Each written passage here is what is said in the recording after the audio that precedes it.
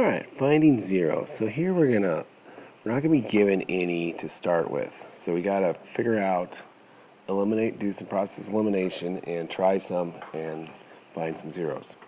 So this is just saying that this is what they're going to look like as factors. It could be complex, it could be real. Alright, so find all the zeros of this function. Now, since the degree, the largest exponent is 4, we're going to have a degree of 4. And it's going to have, that means 4 zeros. So we know that. Now, I'm going to fill that in here, and we'll just move this over here maybe. Here we go. Okay, so we have 4 zeros that we're looking for. Now, how many positive, how many negatives? So I got a positive, negative, negative, positive, positive, negative. So I got 1, 2, 3 sign changes. So that means there's 3 positives. Or 3 minus an even number, so we have 3 or 1 positives. If I replace this with negative, that doesn't change the sign, However, this would make that negative. So positive to negative to negative to negative. So I got 1 sign change there. So that means there's 1 negative. So I got 3 or 1 positive solutions that we're going to be looking for, or zeros, and 1 negative. Okay, there is no other option. It's going to be 1 negative. Okay, so let's keep that in mind. All right.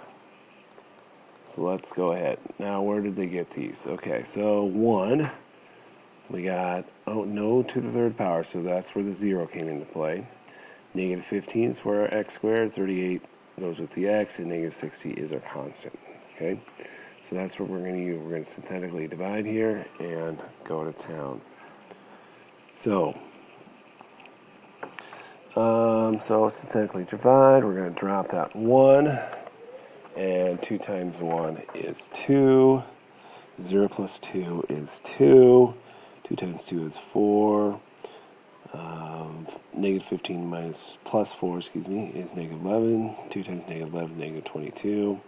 38 minus 22 is 16. 2 times 16 is 32. Negative 60 plus 32 is 28. Since this is a remainder, since we have a remainder, then this is not a factor. We want 0. Alright, drop the 1. 3 times 1 is 3. 0 plus 3 is 3. 3 times 3 is 9. Negative 15 plus 9 is negative 6. 3 times negative 6 is negative 18. 38 minus 18 is 20. 3 times 20 is 60. Negative 60 plus 60 is 0. Okay. So our compressed polynomial here, it was to the 4th power. Now we have 1x cubed plus 3x squared minus 6x plus 20. No remainder. Okay? Now, so we're going to use these coefficients now. So I have a positive. We found a positive. We knew that it was going to be 3 or 1. So this could be the only one, or we could have 2 more positives. But we do know there's going to be a negative. So let's try some negative values here. So here we go, negative 2. So we got 1, 3, negative 6, negative 18, 20. Sorry. All right, so here we go. Drop the 1. 2 times 1 is negative 2. 3 minus 2 is 1. 2 times negative 1 is negative 2.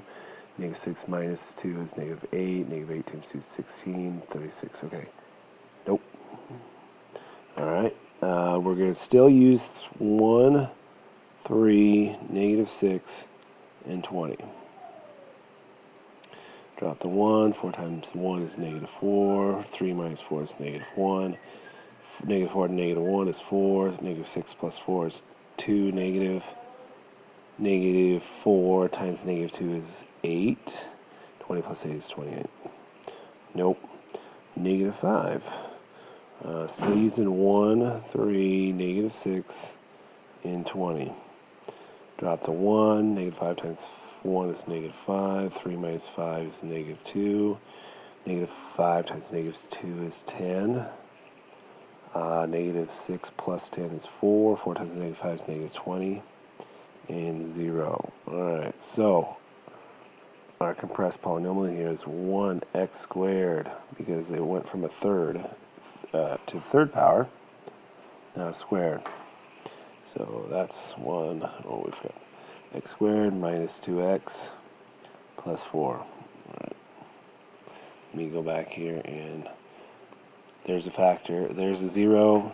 Negative 5 is 0. So now let's factor this if we can. It's factors of 4, 1 and 4, 2 and 2, x and x. Are there factors of 4 that add to get 2? 1 plus 4 is 5, plus 2 is 4. Nope. So this is not factorable, so we're going to use the quadratic formula. So recall that the quadratic formula is x equals negative b plus or minus square root b squared minus 4ac all over 2a. Alright, so a is 1, b is negative 2, and c is 4. Opposite of negative 2 is 2, plus or minus b squared is 4, negative 2 squared. 4 times 1 times 4. So a and 4 times ac. So 4 times 1 is 4 times 4 is 16. So we got minus 16. All over 2 times a, 2 times 1 is 2. 4 times negative 16 is negative 12. And I got 2 plus minus over 2. Now,